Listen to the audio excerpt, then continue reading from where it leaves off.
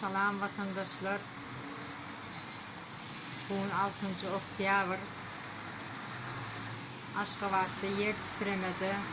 Vefat olan vatandaşlarımızın yatan yeri yaklı olsun. Cahil cennette olsun. Allah can bunlara iman bayrağını versin. Türkiye'de neçe oğullarımız ağrıdan çıktı.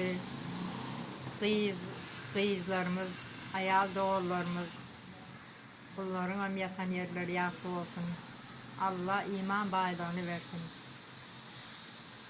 Diktatörlerin zamanında ne hak yere öldürülen vatandaşlarımız, şehitlerimiz, Süleyman oğlumuz şampiyon. Türkmenistan'ın geleceğiydi. Türkmenistan'ın avrayıydı.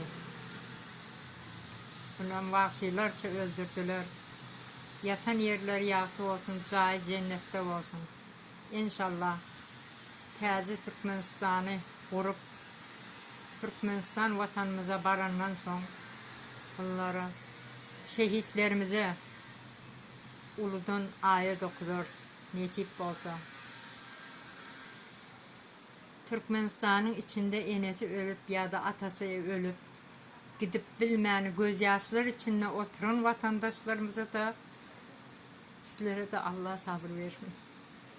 Hemmemize de Allah sabır versin. İnşallah kazanırız vatanımızı. Təzə Türkmenistan'ı kururuz. Şehitlerimizin kanı yerde kalmaz.